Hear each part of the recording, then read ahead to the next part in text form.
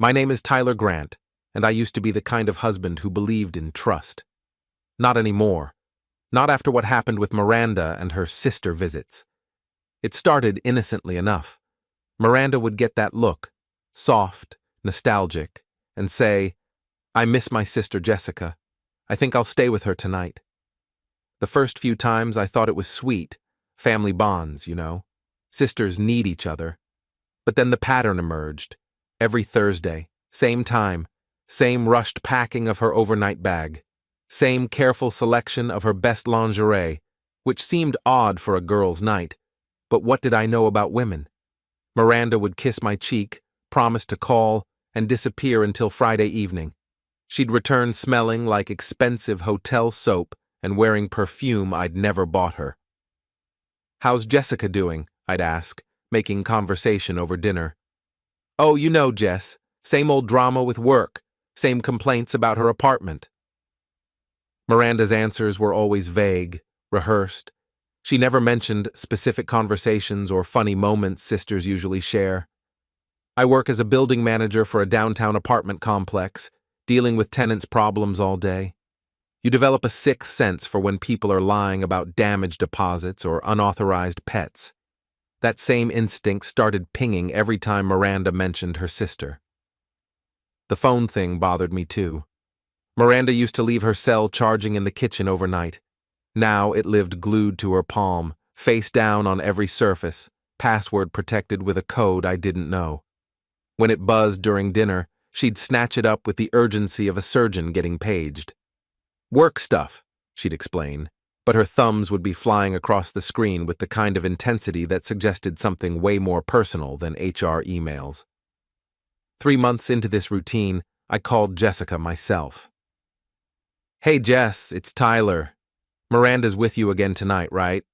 I was thinking of ordering pizza for everyone." Silence. Then confused laughter. "With me? Tyler, I haven't seen Miranda in months. I'm in Prague right now, remember? The work exchange program I told you about at Christmas. I've been here since February."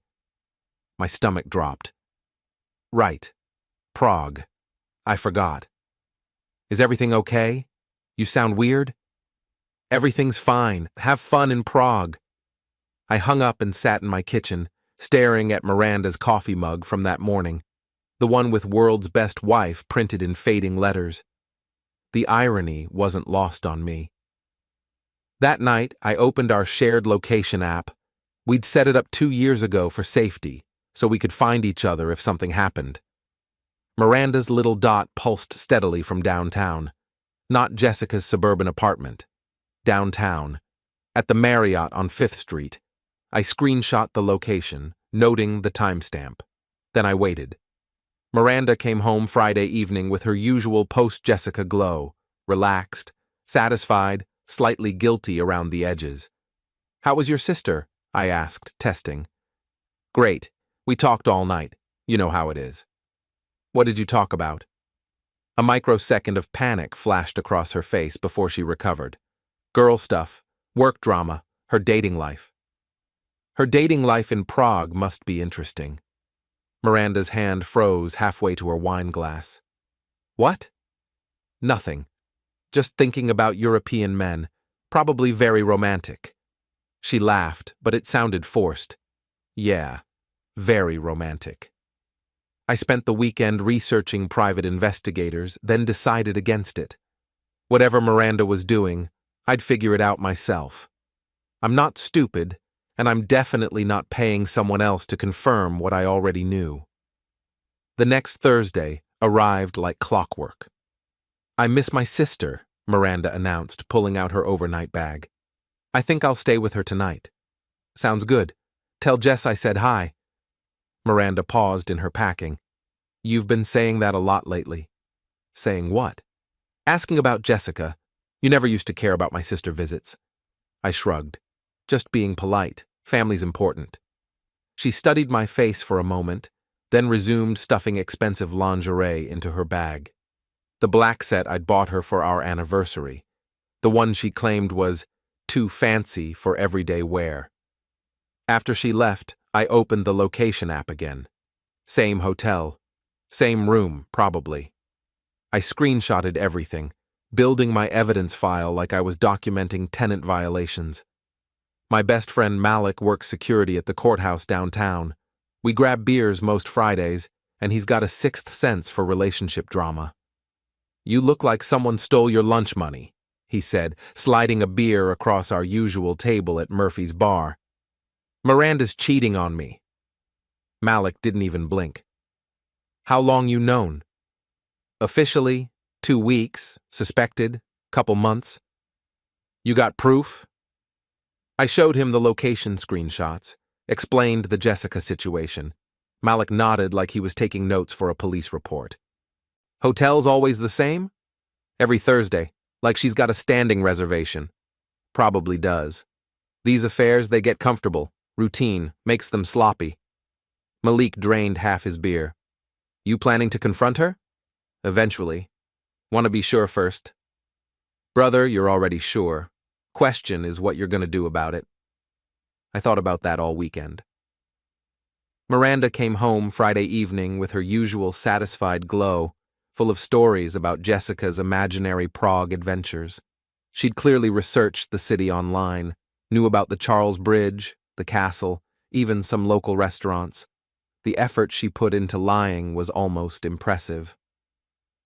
Sunday night, she was scrolling through her phone when it buzzed with a text.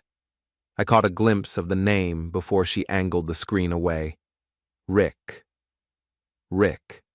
Not a name I recognized from her work friends or family. Rick with the late-night texts and the urgency that made her fingers fly across the keyboard. "Who's Rick?" I asked casually. Miranda's thumb hit the power button so fast she nearly dropped the phone. "What?" "Your text. From Rick. Don't think you've mentioned him before." "Oh, Rick. He's new at work. IT guy. Boring work stuff." Another lie, delivered with the same rehearsed smoothness as her Jessica stories. I nodded and went back to watching TV, but my mind was racing. Tuesday evening, Miranda got a call during dinner. She glanced at the screen, then at me. "I should take this." "Go ahead." She stepped onto our back porch, sliding the door closed behind her. Through the glass, I watched her pace back and forth, gesturing with her free hand like she was having an intense conversation. When she came back inside, her cheeks were flushed. "Everything okay?" "Fine. Just work drama." "Thought you said Rick was boring." Miranda's fork clattered against her plate. "What?" "Rick, the IT guy. You said he was boring, but that looked like a pretty exciting conversation." "It wasn't Rick."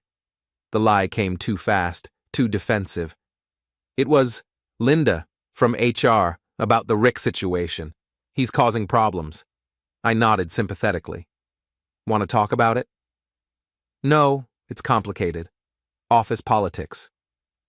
Thursday arrived with its usual routine. Miranda packed her bag, selected her best perfume, kissed my cheek with lips that tasted like guilt. "I miss my sister. I'll stay with her tonight. Give Jessica my love." This time, I didn't wait for her to leave. I grabbed my keys and headed to the Marriott. The hotel lobby was all marble and soft lighting, designed to make people feel sophisticated and anonymous. Perfect for affairs. I found a chair with a clear view of the elevators and settled in to wait. Miranda's car pulled up to the valet stand at 7:30 p.m. She emerged wearing the black dress I'd bought her for our anniversary dinner, the one she claimed made her feel too overdressed for casual occasions. Apparently, sister visits had become formal events. She walked through the lobby like she owned the place, confident and purposeful. No hesitation, no checking in at the front desk. She had a room key already. I followed at a distance as she headed to the elevators. Floor 12. I made a mental note and settled back into my chair to wait. At 11 p.m., I went home, but now I had a plan. Friday evening, Miranda returned with her usual post-Jessica glow. We had dinner, watched a movie, made small talk about our weeks. She mentioned Prague's beautiful architecture and Jessica's new favorite restaurant. The lies flowed like rehearsed dialogue. "You know, I said during a commercial break. I've been thinking about Jessica a lot lately. Miranda tensed slightly. Oh? Yeah, we never see her anymore. I miss having her around. She's been busy with work, the Prague thing. Right, Prague. I turned to face Miranda fully. I was thinking maybe I should surprise her. Show up with flowers or something. Sisters need support, right? The color drained from Miranda's face. Surprise her?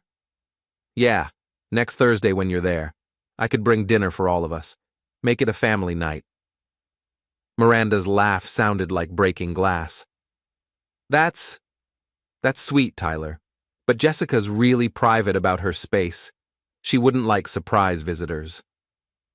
Even family? Especially family. You know how she is.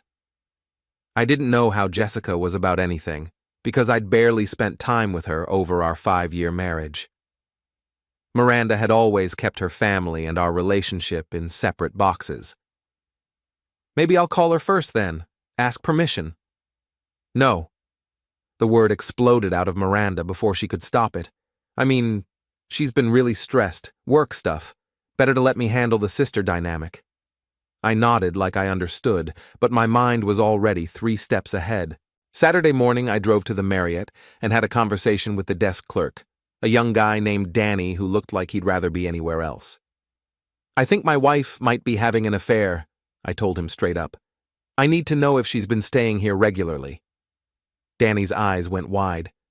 Sir, I can't give out guest information. I'm not asking for guest information. I'm asking if you recognize her. I showed him Miranda's photo from my phone. Thursday nights, probably with a guy named Rick. Danny glanced around the empty lobby, then leaned closer. Look, man, I shouldn't be telling you this, but yeah, I've seen her. Same night every week. Always with this tall guy, dark hair, drives a red Mustang convertible. How long? Months? Maybe since spring? They're not exactly subtle about it. I thanked Danny and slipped him $20. Not for information, just for being honest with someone who needed to hear the truth.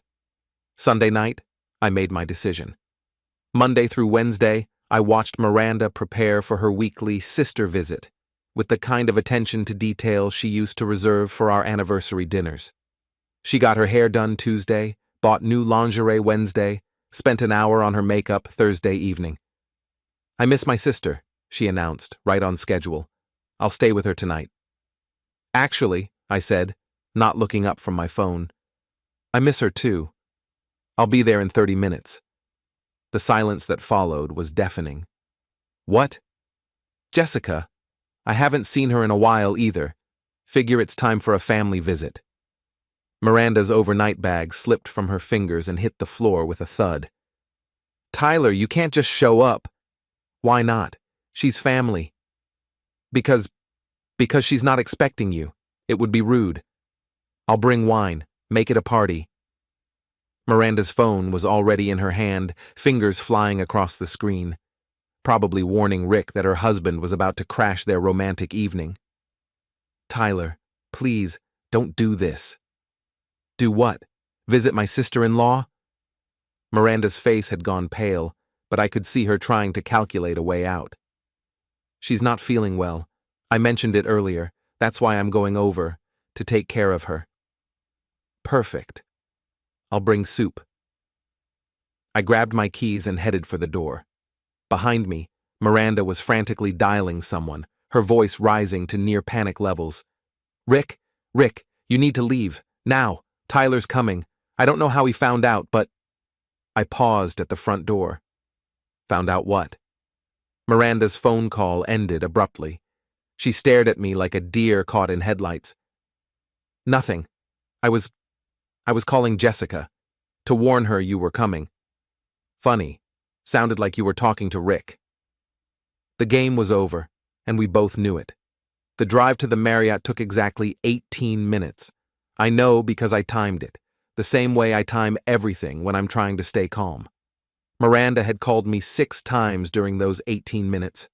I let every call go to voicemail. The red Mustang convertible was parked right where Danny said it would be, Valet stand, keys handed over like Rick owned the place. Vanity plate read, Rick Fit. Subtle. I parked across the street and called Miranda back. Tyler, where are you? Almost there. Looking forward to meeting Jessica's friend Rick. What are you talking about? There's no Rick here. Red Mustang convertible, license plate Rick Fit, parked at the Marriott where you've been spending your Thursday nights for the past 4 months. Silence. Miranda? Tyler, I can explain. I'm sure you can. You've gotten really good at explaining things lately. I hung up and walked into the hotel lobby. Danny was at the front desk, and his eyes went wide when he saw me. 12th floor, he said quietly. Room 1247. Thanks. The elevator ride felt like it took forever. My hands were shaking, but not from nerves, from anger. Pure, concentrated anger at 4 months of lies, 4 months of I miss my sister, 4 months of watching my wife get dressed up for another man. The hallway on the 12th floor was empty except for a housekeeping cart. I found room 1247 and knocked. Room service. Footsteps. A man's voice. We didn't order room service. Complimentary wine from management. The door opened, and I got my first look at Rick. Tall, dark hair, exactly like Danny had described, wearing nothing but a hotel bathrobe and a confused expression. I think there's been a mistake. No mistake. You're Rick, right? I'm Tyler, Miranda's husband. Rick's face went through about 5 different emotions in 2 seconds. Confusion, recognition, panic, guilt, and finally resignation. Shit. Yeah, shit. I pushed past him into the room. Where's my wife? Miranda emerged from the bathroom wearing a silk robe I'd never seen before. Her hair was messed up, lipstick smudged, looking exactly like what she was. A married woman who'd just been having sex with someone who wasn't her husband. Tyler, don't. I held up my hand. Don't say my name like you're surprised to see me. You've been coming here every Thursday for months. I know about Jessica being in Prague. I know about the location app. I know about all of it. Rick was backing toward the window like he was considering jumping. Look, man, I didn't know she was married. Bullshit, I turned on him. She's wearing a wedding ring. She talks about me constantly, doesn't she? About our house, our life, our problems. That's half the thrill for you, knowing you're screwing another man's wife. Tyler, please, Miranda started. Shut up. I'd never spoken to her like that before, but I'd never caught her half naked in a hotel room with her personal trainer before either. You don't get to talk right now. You don't get to explain or justify or make excuses. You get to listen. I pulled out my phone and started recording. For the record, this is Thursday, October 15th, approximately 8:30 p.m. I'm in room 1247 at the Marriott downtown. Present are myself, my wife Miranda Grant, and Rick. I looked at him. What's your last name, Rick? I don't have to tell you anything. Rick DeSoto, Miranda said quietly. He owns the gym on Maple Street. Rick DeSoto. Miranda, how long has this been going on? Miranda wrapped her robe tighter around herself. Tyler, you're recording this. You can't use this against me. I can record anything I want in a public place. Hotel rooms are considered public. How long? 4 months, she whispered. Speak up for the camera. 4 months. And how many times have you lied to me about visiting your sister? Miranda's eyes filled with tears, but I felt nothing. No sympathy, no urge to comfort her, just cold, analytical anger. Every Thursday. So approximately 16 times you've looked me in the eye and lied about where you were going and who you were with. Yes. I turned the camera on Rick. And you, Rick, did you know she was married? Rick had found his voice again. Look, what happens between consenting adults? Did you know she was married? Yes. Did you know she was lying to her husband about where she was? That's between you and her. Wrong answer. I stepped closer to Rick, and he backed up against the window. The correct answer is yes. You knew she was lying, and yes, you helped her lie. And yes, you're a piece of shit who gets off on destroying other people's marriages. Tyler, Miranda tried to intervene. I'm not done with him yet. I kept the camera focused on Rick's face. Tell me about your gym, Rick. Family business? What does that have to do with anything? Just curious. You married, Rick? The question hit like a slap. Rick's face went pale. That's none of your business. I'll take that as a yes. What's your wife's name? Don't you dare. Holly, Miranda said quietly. Her name's Holly. Rick spun on Miranda like she'd just lit him on fire. What the hell, Miranda? He already knows everything else. I smiled for the first time all evening. Holly DeSoto, and where might I find Holly? Tyler, you can't involve innocent people, Miranda started. Innocent people? I laughed, and it sounded harsh even to me. Holly's innocent. I'm innocent. You two are the opposite of innocent. Rick was getting aggressive now, puffing up his chest like he was going to intimidate me. You need to leave. Now. Or what? You'll throw me out? Call security? Explain to them why your wife's husband is interrupting your romantic evening? This is harassment. This is a conversation. In a public place. Between my wife, her boyfriend, and me. I kept recording. But you're right about one thing. I do need to leave. This place stinks like lies and cheap cologne. I headed for the door, then turned back. Oh, and Miranda? Don't come home tonight, or tomorrow, or until you figure out how to tell the truth for 5 consecutive minutes. Tyler, wait. I'm done waiting. I've been waiting for 4 months for you to remember you're married to me. I walked out and let the door slam behind me. The elevator ride down felt different than the ride up. Lighter, like I'd been carrying a weight I didn't realize was there until I set it down. Danny was still at the front desk when I crossed the lobby. Everything okay, man? Everything's perfect. My phone started ringing before I reached my car. Miranda. I declined the call and blocked her number. Then I called Malik. It's done. How'd it go? Better than expected. You free tomorrow? I'm going to need help moving her stuff out. I'll bring the truck. I drove home to our empty house and poured myself 3 fingers of bourbon. Then I sat in my kitchen, staring at Miranda's coffee mug with its faded "World's Best Wife" message, and started planning my next move. Because this wasn't over. Not by a long shot.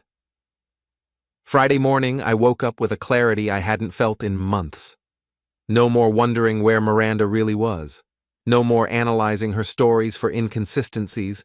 No more pretending everything was fine while my marriage rotted from the inside. Miranda had called 17 times overnight. I knew because I checked my blocked calls log while drinking coffee from my own mug, a plain white one that didn't make any promises it couldn't keep. At 9 a.m., Malik showed up with his pickup truck and 2 other guys from the courthouse, Jerome and Pete, both built like they moved furniture for fun. Where are we starting? Malik asked. Bedroom. Everything that's hers goes in boxes. It took 3 hours to pack up 5 years of marriage. Miranda's clothes, her books, her collection of scented candles that always gave me headaches, her jewelry box with the music that played "The Way You Look Tonight." Ironic, considering how she'd been looking at Rick every Thursday for 4 months. What about the wedding photos? Jerome asked, holding up our album. Trash. You sure? These are expensive. Trash. By noon, Miranda's entire existence had been reduced to 12 cardboard boxes and 3 garbage bags. We loaded everything into Malik's truck. Where to? Malik asked. The gym. Rick's gym on Maple Street. Malik grinned. I like where this is going. Fit Life Gym was one of those places where everyone wore designer workout clothes and posed for Instagram photos between sets. Rick's red Mustang was parked in the owner's spot, right next to a sign that read, R. DeSoto, owner, manager. We carried the boxes through the front door like we were making a delivery. The girl at the front desk, blonde, 20-something, wearing a sports bra that probably cost more than my monthly car payment, looked confused. Can I help you? Delivery for Rick DeSoto. What kind of delivery? Personal effects. Is he here? She pointed toward the weight room. He's with a client. Perfect. Rick was spotting some guy on the bench press, wearing a tight black t-shirt with personal trainer across the back. He looked like he'd gotten maybe 2 hours of sleep, which made sense considering how his evening had ended. I walked up and tapped him on the shoulder. Rick, Tyler Grant, we met last night. Rick's face went through that same emotional roller coaster as before. The guy on the bench press sat up, confused. Everything okay, Rick? Fine, Dave, just take a water break. Dave wandered off, and Rick turned to face me.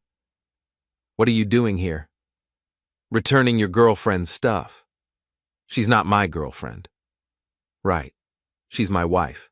Your married girlfriend. Rick glanced around nervously. The gym was busy. Maybe 20 people scattered across various machines and free weights, all potential witnesses to whatever was about to happen. Look, Tyler, what happened between Miranda and me is over, permanently. I gestured to Malik, Jerome, and Pete, who were stacking boxes near the front desk. So I'm returning her belongings to the scene of the crime. You can't just dump her stuff here. Watch me.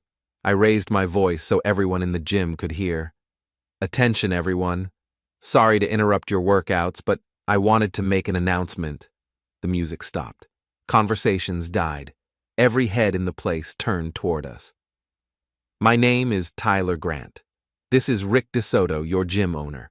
For the past 4 months, Rick has been having an affair with my wife Miranda. Every Thursday night, they've been meeting at the Marriott downtown while she told me she was visiting her sister. The silence was absolute. Even the air conditioning seemed to hold its breath. Rick's face had gone bright red. You can't do this. I'm not done yet. I kept my voice calm, conversational. Now I know what you're thinking. This is between married people, right? Private business. Except Rick's married too, to a woman named Holly. So really, this affects 2 marriages, 2 families, and everyone who thinks they know the character of the man they're paying for fitness advice. A woman near the elliptical machines gasped. Rick, is this true? Rick opened his mouth, but no words came out. The boxes by the front desk contain my wife's belongings, I continued. Since she's been spending more time here than at home, I figured this was the appropriate place to return them. Consider it a public service announcement about the kind of man you're trusting with your health and wellness. I turned back to Rick, lowering my voice to normal conversation levels. Oh, and Rick, my wife won't be needing her gym membership anymore. I'd like a full refund. Get out, Rick whispered. Get out right now. Absolutely. But first, let me leave you with a piece of advice. When you're screwing another man's wife, maybe don't park your vanity plate Mustang in the hotel valet stand. Makes you really easy to find. I walked toward the exit, then paused near a group of middle-aged women on the treadmills. Ladies, if you're looking for a new gym, I hear Planet Fitness has excellent rates, and their trainers keep their hands to themselves. The explosion happened as we reached the parking lot. Through the floor-to-ceiling windows, we could see Rick screaming at the front desk girl, gesturing wildly at the boxes. Several gym members were already heading for the exit. Think that'll hurt his business? Jerome asked. I think that'll destroy his business, Malik replied. My phone buzzed with a text from an unknown number. You're going to pay for this. Rick. I screenshot the text and forwarded it to myself from 3 different email addresses. Then I called the police non-emergency line. I'd like to report a threatening text message. Saturday morning brought a knock at my door. Miranda stood on my front porch wearing yesterday's clothes and yesterday's makeup, looking like she'd slept in her car. Tyler, we need to talk. No, we don't. You can't just throw away 5 years of marriage. I didn't throw it away. You did. Every Thursday night for 4 months. Miranda's eyes were red and swollen. It meant nothing. Rick means nothing to me. Then why did you risk everything for nothing? She didn't have an answer for that. Tyler, please, let me come home. We can work through this. Your home is 12 boxes at Fit Life Gym. Or maybe Rick's house. I hear his wife Holly is very understanding about these things. Miranda's face crumpled. You told his wife? Not yet, but I'm planning to. Seems like the right thing to do, don't you think? Wives should know when their husbands are cheating. Tyler, you're destroying people's lives. I'm telling the truth. You and Rick destroyed your own lives. I started to close the door, but Miranda put her hand against it. What do you want? Money? The house? I'll give you whatever you want. I want you to understand something. I looked directly into her eyes. For 4 months, you made me feel crazy, questioning my own instincts, wondering if I was paranoid or jealous or imagining things. You made me doubt myself every single day while you were lying to my face. I never meant. You meant every word. Every lie was a choice. Every Thursday night was a decision to betray our marriage. So no, Miranda, we're not working through this. We're done. I closed the door and locked it. Through the window, I watched her sit in her car for 20 minutes before finally driving away. Sunday, I called Holly DeSoto. Mrs. DeSoto, this is Tyler Grant. I think we need to talk. Holly DeSoto had a voice like broken glass, sharp, cutting, dangerous. When I called her Sunday afternoon, she listened to my entire story without interrupting once. Then she was quiet for so long, I thought the call had dropped. Mrs. DeSoto, are you still there? I'm here. A pause. How long did you say this has been going on? 4 months that I know of. Probably longer. Thursday nights. Every Thursday. Another pause. Rick told me he was doing late training sessions, building the business. I even packed him dinners. The pain in her voice was familiar. I'd heard it in my own voice when I talked to Jessica about Miranda's imaginary visits. I'm sorry you had to find out this way. Are you? Her voice sharpened. Or are you just trying to blow up everyone's life because your wife cheated? Both, probably. But Mrs. DeSoto, Holly, you deserve to know the truth. The truth? She laughed, but it wasn't a happy sound. You know what the truth is, Mr. Grant. The truth is that I've been married to Rick for 8 years, and this isn't the first time. That caught me off guard. It's not? 3 years ago, it was a client named Sarah. Before that, a woman from his CrossFit certification. You cheated on me. You betrayed me. You destroyed our family. Yes, I cheated. And you're the one to blame. You were never there for me. We're divorcing. You get nothing. The house is mine. The money is mine. You'll live on the street. What?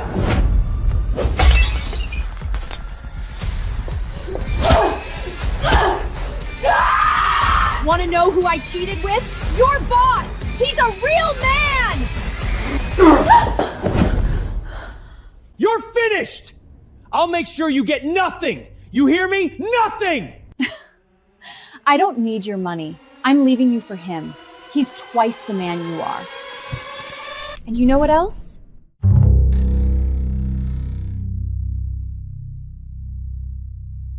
Class.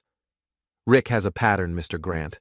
Your wife is just the latest in a long line of Thursday night specials. Why did you stay? Because I'm an idiot. Because I believed him when he said it would never happen again. Because I thought marriage meant something. Her voice got harder, but mostly because I didn't have proof. And now you do. Now I do. I could hear her thinking. Mr. Grant, Tyler, what exactly are you planning to do with this information? Honestly? I haven't thought that far ahead. Right now, I'm just trying to get through one day at a time without punching a wall. Well, when you're ready to think ahead, call me back, because I've got 8 years of anger stored up, and I think we can help each other. She hung up before I could respond. Monday morning, I went back to work for the first time since the hotel confrontation. Managing an apartment building is usually straightforward. Fix the leaky faucets, deal with noise complaints, collect rent, evict the deadbeats. Simple problems with simple solutions. My personal life had become significantly more complicated. Mrs. Chen from 4B cornered me in the lobby. "Tyler, dear, are you all right? You look terrible." Mrs. Chen was 78 years old and had the uncanny ability to sense drama from 3 floors away. She also made the best dumplings in the city and had adopted me as her unofficial grandson. "I'm fine, Mrs. Chen. Just some personal stuff." "Personal stuff that involves your wife moving out?" Nothing got past Mrs. Chen. "How did you—" "I saw you loading boxes Friday. Big boxes, lots of them." She studied my face with the intensity of a detective. "She cheated on you." It wasn't a question. "Mrs. Chen, my Harold cheated on me once. 1987. I found lipstick on his collar that wasn't my color." She nodded firmly. "I made him sleep on the couch for 6 months and do all the grocery shopping for a year." "What happened after that?" "He never cheated again. But your wife, she's different. I could tell from the way she looked at other men. Always shopping, always dressing up. Women like that, they don't stop cheating. They just get better at hiding it." Mrs. Chen had Miranda pegged from day one. "What should I do?" "Divorce her. Take everything. Find a nice girl who appreciates good men." She patted my arm. "And eat more. You're too skinny for revenge." Tuesday evening, Holly DeSoto called me back. "I've been thinking about our conversation." "And?" "I want to meet. In person. There are things we need to discuss." We met at a coffee shop downtown, far enough from both our neighborhoods to avoid running into anyone we knew. Holly was smaller than I'd expected, maybe 5'4", with short brown hair and the kind of lean build that suggested she actually used her husband's gym membership. She also had the coldest eyes I'd ever seen. "I did some research on your wife," she said without preamble. "What kind of research?" "Social media, public records. I'm very thorough when I'm angry." Holly pulled out her phone and showed me a Facebook profile. "Miranda Grant, works at First National Bank in HR, graduated from State University, married to Tyler Grant for 5 years. That's all public information." "This isn't." She scrolled to a photo from 3 months ago, Miranda at some kind of work party, standing very close to a man I didn't recognize. "Office Christmas party." She posted this herself. I studied the photo. Miranda was wearing the red dress I'd bought her for our anniversary. The man had his hand on her lower back, and they were both laughing at something. "Who's the guy?" "According to the tags, his name is David Brennan. He works at the bank too, loan officer." My stomach dropped. "You think she's been cheating with him too?" "I think your wife has a pattern, just like my husband." Holly put her phone away. "The question is what we're going to do about it." "What do you mean?" Holly leaned forward, and her voice dropped to a whisper. "I mean Rick and Miranda aren't just cheating on us. They're making fools of us. In public, at Rick's gym, at Miranda's work, probably everywhere they go. People know Tyler. People are talking about us behind our backs, feeling sorry for the stupid spouses who can't see what's right in front of them." She was right, and that realization hit like a physical blow. "So what do you suggest?" "I suggest we stop being victims and start being players." "Meaning?" Holly smiled, and it was the most terrifying expression I'd ever seen. "Meaning Rick and Miranda want to play games? Fine, let's play games. But this time, we're making the rules." Wednesday night, Holly and I met again. This time at a bar on the other side of town, somewhere dark and anonymous where we could plan without interruption. "I've been watching Rick," Holly said. "New patterns. He's been staying out later, coming home drunk, lying about where he's been. I think your little scene at the gym spooked him." "Good." "It gets better. 3 of his biggest clients canceled their memberships. Word is spreading about what happened Friday." "How do you know all this?" "I still have friends at the gym. Rick's been hemorrhaging money all week." Holly took a sip of her wine. "But he's not backing down. If anything, he's getting more reckless." What do you mean? I mean, he's not just seeing your wife on Thursdays anymore. That hit like a punch to the gut. How often? Tuesday night he didn't come home until 2 a.m. Saturday he was gone all afternoon. Sunday he disappeared for 4 hours and came back smelling like her perfume. How do you know it was her perfume? Holly reached into her purse and pulled out a small bottle. Because I bought the same brand. Want to test my theory? She sprayed a tiny amount on her wrist. The scent was unmistakable. The same expensive perfume Miranda had been wearing for months, the one she claimed was a gift from Jessica. That's it. That's what she's been wearing. Chanel No. 5, $150 a bottle. Rick's been buying it for her. Holly capped the bottle. Question is, where's he getting the money? What do you mean? I mean, Rick's gym is failing, Tyler. Has been for months. The affair started right around the time his business loan came due. Holly met my eyes. I think your wife isn't just sleeping with my husband. I think she's funding him. That's impossible. Miranda doesn't have that kind of money. Doesn't she? She works at a bank, Tyler, in HR. She has access to employee records, salary information, maybe even loan applications. Holly leaned closer. What if this isn't just an affair? What if it's fraud? The room seemed to tilt sideways. You're saying Miranda is stealing from the bank? I'm saying we need to find out. Because if she is, that changes everything. How? Holly's smile was back, cold and sharp as winter. Because fraud is a federal crime, and federal crimes don't get resolved with divorce lawyers and marriage counseling. Holly, if we're wrong about this, then we're wrong. But if we're right? She finished her wine in one gulp. If we're right, then Rick and Miranda are about to learn what real consequences look like. Thursday morning, I called in sick to work and drove to First National Bank. I'd been there exactly once before, when Miranda and I opened our joint checking account after we got married. The building was all glass and steel, designed to project stability and trust. I walked up to the information desk, where a young woman with a bright smile greeted me. How can I help you today? I'd like to speak with someone about my wife's employment here, Miranda Grant, in HR. Is there a specific issue I can help you with? I'm concerned about some irregularities in our finances. I think there might be a problem with her access to bank systems. The smile faltered. Sir, I think you need to speak with our security department. 20 minutes later, I was sitting across from a man named Frank Morrison, head of bank security. Frank looked like an ex-cop, thick build, gray hair, eyes that missed nothing. Mr. Grant, you mentioned concerns about your wife's system access. I think she might be using her position to access information she shouldn't have access to, possibly for personal gain. That's a serious accusation. It's a serious situation. Frank studied me for a long moment. What makes you think this is happening? I told him about the affair, the hotel meetings, Rick's failing business, the expensive gifts Miranda had been receiving. Frank took notes on everything, asking detailed questions about dates, times, and amounts. Mr. Grant, I need to ask you something, and I want you to think carefully before you answer. Okay?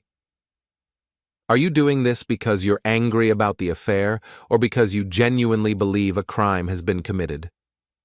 I thought about that. About Miranda's lies, about Rick's threats, about Holly's cold smile and her talk of consequences. Both, I said finally. But mostly because I think my wife has been stealing money to fund her boyfriend's business, and that's not something I can ignore. Frank nodded. We'll investigate. Quietly. If there's nothing there, you'll never hear from us again. But Mr. Grant? Yes? If there is something there, your wife is going to be in serious trouble. I drove home with Frank's words echoing in my head. By the time I pulled into my driveway, I knew there was no going back. This wasn't about marriage anymore. This wasn't about hurt feelings or betrayed trust or Thursday night lies. This was about justice. Friday morning brought a phone call that changed everything. Mr. Grant, This is Frank Morrison from First National. We need to talk. My hands were shaking as I drove back to the bank. Frank met me in the same conference room as before, but this time he wasn't alone. A woman in a dark suit sat across from him, FBI credentials visible on the table. Mr. Grant, this is Special Agent Sarah Martinez. She's with the Financial Crimes Unit. Agent Martinez had the kind of presence that filled a room, mid-40s, sharp eyes, the bearing of someone who'd seen every type of financial fraud imaginable. Mr. Grant, your suspicions about your wife were correct. The words hit like a physical blow. Part of me had hoped I was wrong, that Miranda was just having a simple affair, that our marriage could implode quietly without federal intervention. What did you find? Frank opened a thick folder. Miranda Grant has been accessing confidential employee records for the past 6 months. Salary information, credit reports, loan applications. Information she had no legitimate reason to access. What was she doing with it? Agent Martinez took over. Selling it. Your wife has been providing personal financial information to Rick DeSoto, who's been using it to target potential clients for his gym. People with high incomes, good credit, disposable income for expensive personal training packages. That's it? That's the fraud? That's just the beginning. Agent Martinez pulled out another document. 3 months ago, Miranda began processing fraudulent loan applications. Small amounts, $5,000 here, $10,000 there, all approved through her HR access, all funneled to accounts controlled by Rick DeSoto. The room started spinning. How much money? So far, $87,000. I felt like I was going to be sick. 87,000? Federal banking fraud, Mr. Grant. Your wife is looking at 10 to 15 years in prison. And Rick? Conspiracy to commit fraud, money laundering, identity theft. He's looking at even longer. Frank leaned forward. Mr. Grant, we need your help. We're building a case, but we need evidence of their coordination, proof that they were working together. What kind of proof? Agent Martinez smiled, and it reminded me of Holly's cold expression. The kind that comes from wearing a wire. That afternoon, I met Holly at our usual coffee shop. She took the news about the federal investigation with surprising calm. I knew it, she said simply. Rick's been too confident lately, too secure, like he had a guaranteed income stream. Holly, they want me to wear a wire. Try to get Miranda to confess. Are you going to do it? I thought about that. About 4 months of lies. About $87,000 stolen from innocent people. About Rick's threatening text message and Miranda's tearful manipulation attempts. Yeah, I'm going to do it. Good. Holly reached across the table and squeezed my hand. Because I've got something that might help. She pulled out her phone and showed me a text conversation. Rick, the bank thing is getting too risky. Maybe we should back off. Holly, I thought you said Tyler was just being paranoid? Rick, Tyler's not the problem. Miranda is getting sloppy. She accessed too many files last week. Someone's going to notice. Holly, when did you get this? Yesterday. Rick left his phone on the kitchen counter when he went to shower. I forwarded myself the entire conversation thread. Holly, this is evidence in a federal case. I know. She put her phone away. I already called Agent Martinez. Saturday evening, I called Miranda. Tyler? Tyler, thank God. I've been trying to reach you for days. We need to talk. Yes, we do. Can I come home? Not home. Somewhere neutral. How about the hotel bar at the Marriott? There was a pause. Tyler, I don't think that's a good idea. Why? Bad memories? It's complicated. Everything's complicated with you, Miranda. Hotel bar, 8 o'clock, come alone. The FBI wire was smaller than I'd expected. Basically a button on my shirt that looked like every other button. Agent Martinez had coached me for 2 hours on what to say, how to guide the conversation, how to get Miranda to incriminate herself without making it obvious. Remember, Agent Martinez had said, you're not trying to trick her. You're trying to give her an opportunity to tell the truth. The Marriott bar was dimly lit and mostly empty. Miranda arrived 10 minutes late, wearing a black dress I'd never seen before and looking like she hadn't slept in days. Tyler. She sat across from me, reaching for my hand. I pulled away. You look terrible. I've been worried sick. About us. About everything. Everything like what? Miranda's eyes darted around the bar. Like our marriage. Like our future. Like whether you can ever forgive me. That depends. On what? On whether you're ready to tell me the truth. All of it. Miranda's face went pale. What do you mean? I mean Rick's business problems. I mean your sudden access to money you shouldn't have. I mean the real reason you started this affair. Tyler? I don't know what you're talking about. Yes, you do. I leaned forward. Miranda, I know about the bank. I know about the loan applications. I know about the $87,000. The color drained from her face completely. How could you possibly? Because I'm not an idiot. Because I pay attention. Because when my wife suddenly has expensive perfume and designer clothes on an HR salary, I start asking questions. Miranda was shaking now. Tyler, you don't understand? Then explain it to me. Rick was going to lose the gym. He owed money to people. Dangerous people. He said if I could just help him get a few loans approved, he could pay them back and we could start over somewhere else. Start over? Together. Rick and me. We were going to leave town, start fresh. With stolen money.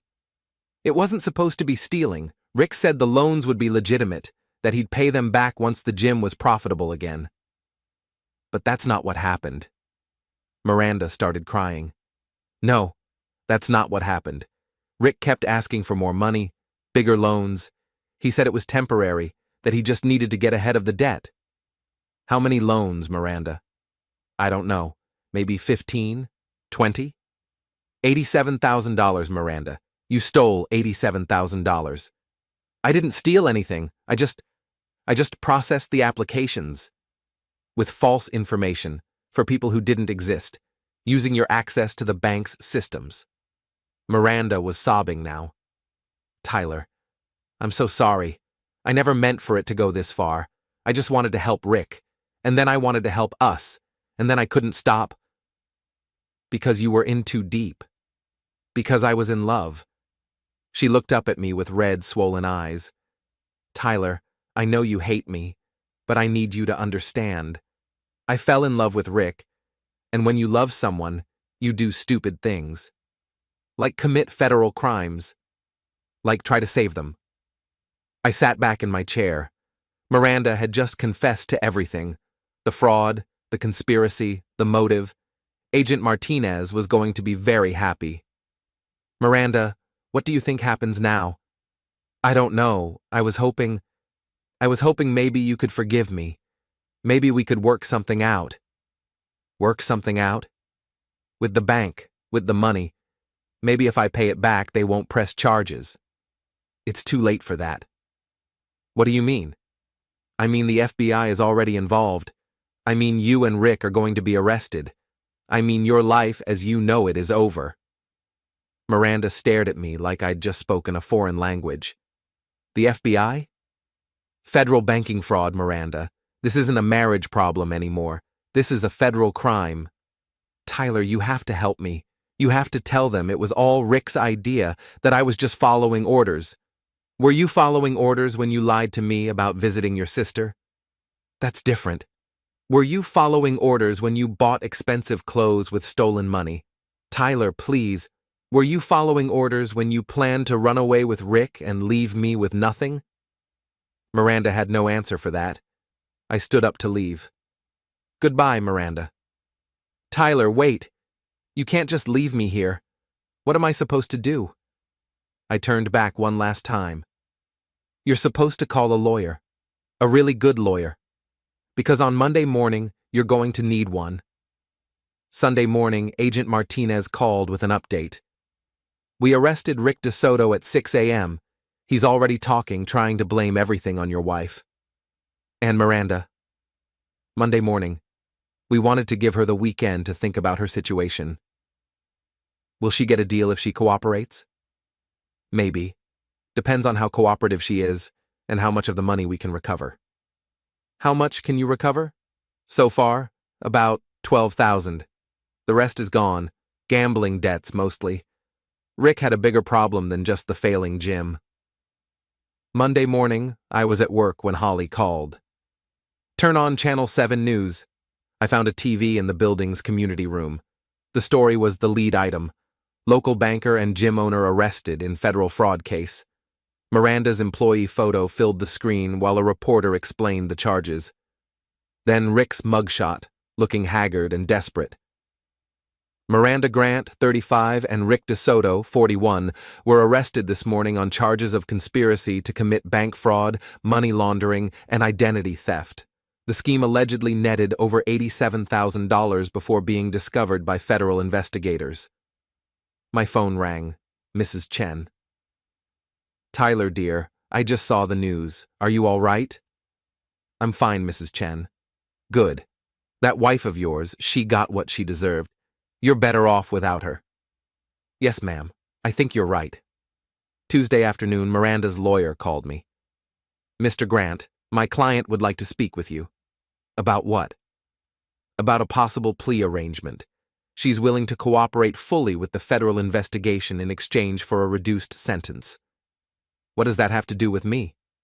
She wants you to write a character letter for the judge, explaining the circumstances, asking for leniency.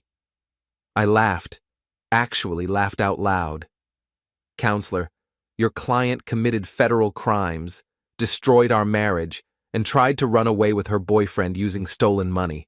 I'm not writing any character letters. Mr. Grant, Miranda is facing 15 years in federal prison. Good. She's your wife. She's my soon-to-be ex-wife, and she made her choices. I hung up. Wednesday evening, Holly and I met for dinner at a restaurant downtown. It felt strange, sitting across from each other in a normal social setting instead of plotting revenge in dark bars. How are you holding up? She asked. Better than expected. You? Same. It's amazing how much lighter you feel when you stop carrying other people's lies around. Have you heard from Rick? His lawyer called. Wants me to visit him in jail, talk about reconciliation. Holly smiled. I told him Rick could reconcile with his cellmate. What happens now? Now we move on. Rick's going to prison, your wife's going to prison, and we get to rebuild our lives without them. Any regrets? Holly considered that. About turning them in? No. About the marriages? Yes.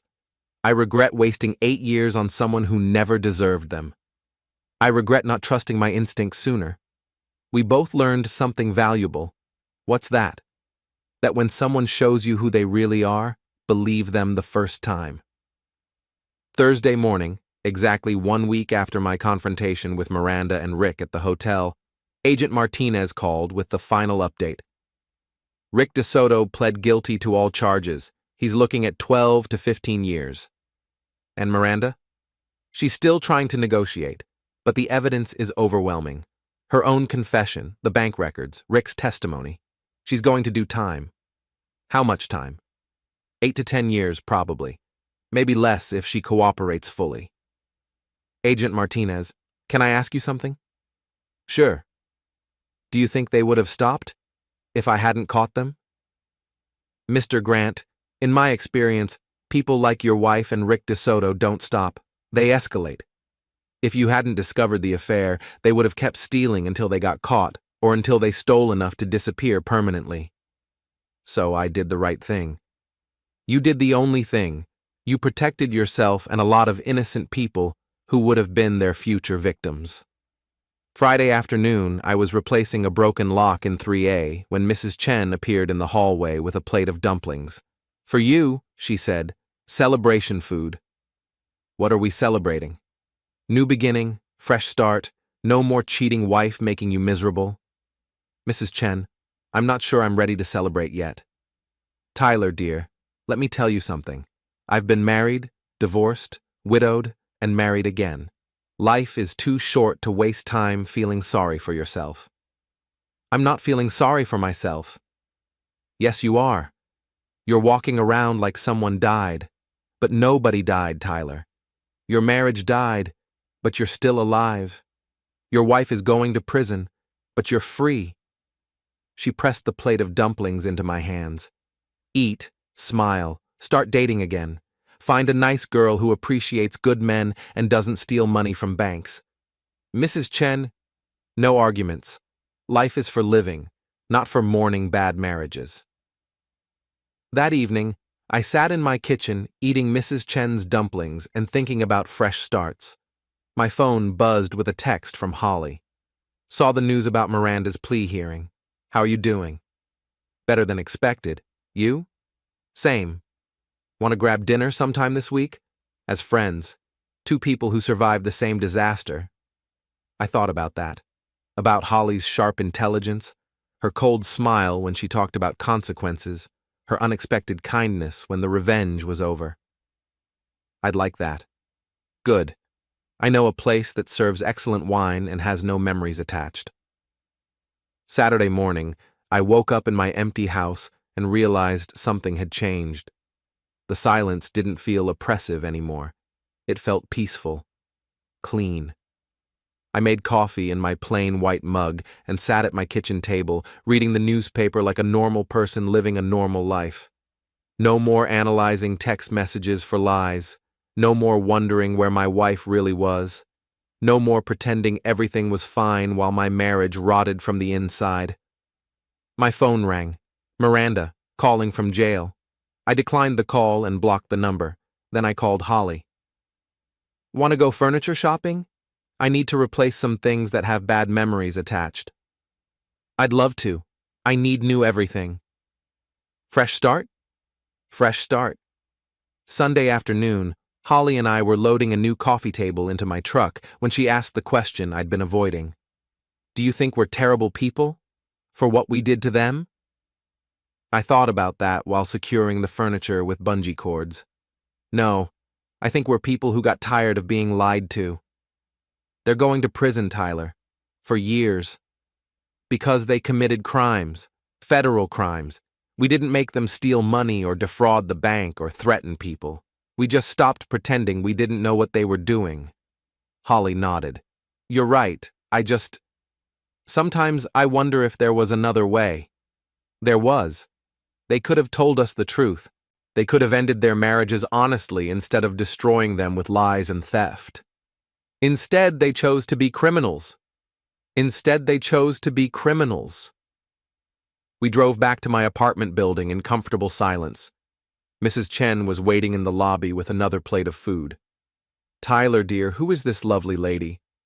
Mrs. Chen, this is Holly. Holly, this is Mrs. Chen, the building's unofficial grandmother and the best cook in the city. Mrs. Chen studied Holly with the intensity of a background investigator. You're the gym owner's wife. Ex-wife, Holly corrected. Good. He was no good for you. Too much muscle, not enough brain. Mrs. Chen turned to me. This one is better. Smart eyes, strong hands, good for new beginnings. Holly laughed, the first genuine laugh I'd heard from her since this whole thing started. Mrs. Chen, are you matchmaking? I'm observing. Tyler needs someone who appreciates good men. You need someone who tells the truth. Simple mathematics. That evening, Holly and I assembled my new coffee table while drinking wine and talking about everything except our ex-spouses and federal crimes. What do you want to do with your life now? Holly asked, tightening a bolt. I don't know. I've spent 5 years being married to Miranda, and before that I was in the army. I'm not sure I know who I am when I'm just myself. You're Tyler Grant. You manage an apartment building, you make excellent coffee, you're kind to elderly Chinese ladies, and you don't let people lie to you. That's it? That's everything. Most people never figure out that last part. What about you? What do you want? Holly was quiet for a long moment. I want to trust someone again. I want to have conversations without wondering if every word is a lie. I want to wake up in the morning and not immediately check someone else's phone for evidence of betrayal. That sounds like a good start. Yeah, it does. Monday morning brought a call from Miranda's lawyer with one final request. Mr. Grant, Miranda would like to see you before sentencing, to apologize, to try to explain. Counselor, I don't need her apologies or her explanations. I need her to serve her sentence and leave me alone. She's facing 8 years in federal prison for crimes she committed, repeatedly, while lying to me every single day. Mr. Grant, she's still your wife. No, she's not. The divorce papers were filed this morning. Miranda stopped being my wife the moment she chose Rick and stolen money over our marriage. I understand you're angry. I'm not angry anymore, counselor. I'm done. Tell Miranda that Tyler Grant wishes her luck with her new life in federal prison, and that she should consider this the final consequence of her Thursday night decisions. I hung up and called Holly. It's over. Completely over. How do you feel? Free. 3 months later, Holly and I were having dinner at our favorite restaurant when she showed me a newspaper article. Rick DeSoto sentenced to 12 years in federal prison for bank fraud. And Miranda, 8 years. She got a reduced sentence for cooperation. I folded the newspaper and set it aside. Good. Justice served. Any regrets? None. You? None. Holly raised her wine glass. To fresh starts and people who tell the truth. To Thursday nights that actually mean what they're supposed to mean. To marriages that end honestly instead of dying slowly from lies. We clinked glasses, and I realized that somewhere between the hotel confrontation and the furniture shopping, I'd stopped being Tyler Grant, the husband who got betrayed, and started being Tyler Grant, the man who refused to live with lies. 6 months later, Holly moved into apartment 5B in my building. Mrs. Chen approved of the arrangement and celebrated by making enough dumplings to feed the entire building. Good choice, she told me while distributing food to the neighbors. This one has honest eyes and strong hands, much better than the bank robber. Miranda wasn't a bank robber, Mrs. Chen. She committed fraud. Same thing. Stealing is stealing. This one doesn't steal. How can you tell? Mrs. Chen looked at me like I'd asked the most obvious question in the world. Because she's here, Tyler. She's not hiding in hotels or lying about sisters or stealing money. She's here, eating dumplings with us, being honest about who she is. It's that simple? It's that simple. Good people show up. Bad people make excuses.